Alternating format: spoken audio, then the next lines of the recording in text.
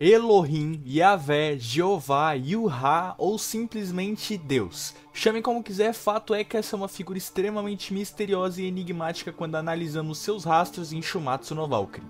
Apesar de sua existência nunca ter sido referenciada diretamente, outros personagens indicam que ele possa sim existir, e com isso obviamente me refiro a personagens principalmente como Adão e Jesus. Por isso, Shakestein Detective está aqui nesse vídeo para investigar onde está e quem é Deus em Shumatsu no Valkyrie. Ele existe? Se sim, o que está fazendo no Ragnarok? Se não, por que ele não aparece? Isso tudo e um pouco mais vai ser respondido agora, então já deixa o like, se inscreve se curtir esse tipo de vídeo e claro, não esquece de checar a descrição, Discord, TikTok e Twitter do canal, tudo lá.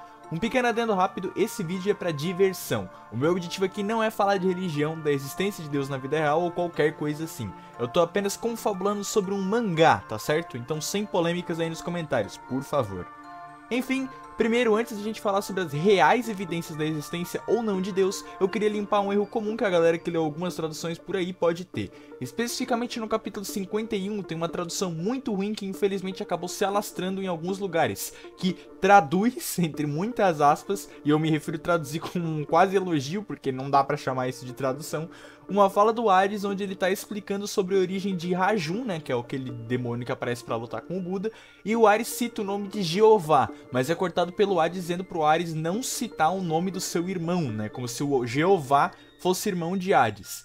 E sim, assim como eu imagino que todos vocês conseguem imaginar, essa tradução tá errada, não tem nada de Jeová nessa fala, e é simplesmente o Hades dizendo que alguém como Ares não conseguiria entender a força da origem do Rajun. Não tem segredo. Não sei quem foi a mente maléfica que inventou isso de Jeová nessa fala do Hades, mas que fique claro que ela tá errada. Deixando isso bem claro, agora sim podemos ir para as pistas de fato da existência de Deus no mangá. E eu já vou começar tirando o elefante da sala e falando sobre Adão.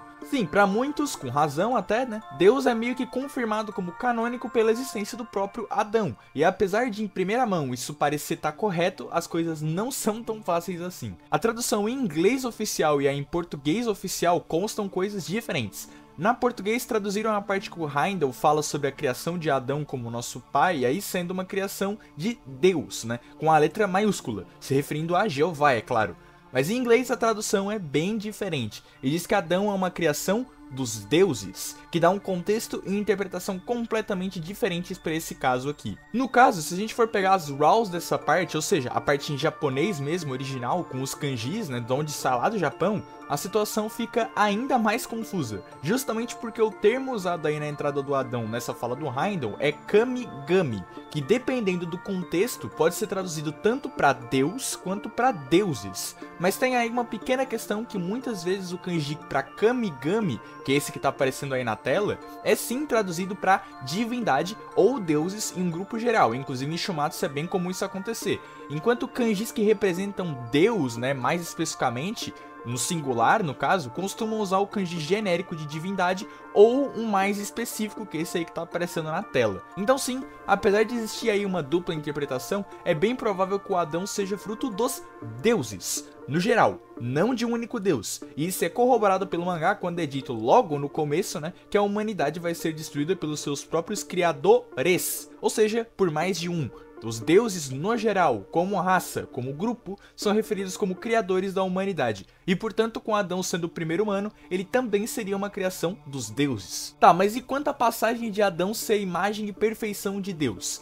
Nas RAWs, né, ou seja, nos originais do mangá, também é usado o kanji para Deus de forma genérica, que é esse que está aparecendo na tela. Apesar de aí sim se referir a um único Deus, né, um Deus no singular, essa passagem aí tá em aspas, né, as aspas japonesas no caso, que são as Kagigaku, né, e é uma situação direta à passagem bíblica da Gênesis, né, da criação de Adão.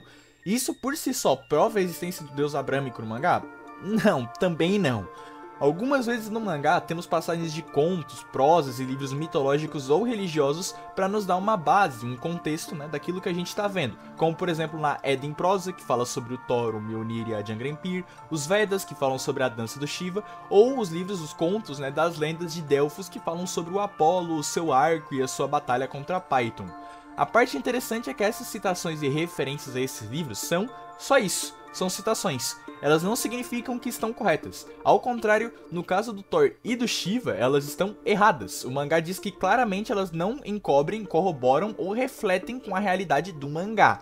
Então simplesmente ter uma aspa que a Brunilde usa de referência para explicar os poderes do Adão não é uma prova. Não só isso, a própria existência do Adão em Shumatsu não é uma prova da existência de Deus, né? Mas claro, ainda temos outro aspecto aqui a se analisar, que é ele, o filho de próprio Deus, Jesus. E sim, pra quem só viu ou acompanhou o anime, Jesus está em Shumatsu, né? Ele aparece no mangá durante a luta entre Buda e Zero Fuku, e é um dos personagens que vê a luta e torce pelo Buda. Em Shumatsu, Jesus é um dos 4 sábios, né? Junto com Confúcio, Sócrates e o próprio Buda, e apesar de estar na torcida, o Jesus não fala nada, né? Absolutamente nada durante todo o mangá, e dá pra ver a intenção palpável dos escritores de deixar assim, né? Justamente pra evitar problemas e polêmicas quanto às potenciais falas que ele poderia ter. Mas claro, ele não precisa falar pra gente ter como prova a existência do seu pai, o deus abrâmico, no mangá, né? Afinal, se ele existe, então o pai dele existe. Mas será que é bem assim? Bom, aqui a gente entra em uma parte polêmica e eu já reforço aqui que o meu intuito com o vídeo não é debater sobre religião ou qualquer coisa do tipo, é apenas falar sobre o mangá de Shumatsu no Valkyrie. Bom, graças à presença de Sócrates e Confúcio, sabemos que Jesus está no lado dos humanos na plateia, não do lado dos deuses, onde ele teoricamente deveria estar. De novo, eu não tô aqui pra debater religião, se Jesus é ou não é o filho de Deus, se ele é ou não é Deus na Terra, se ele é o enviado, não é esse o meu ponto.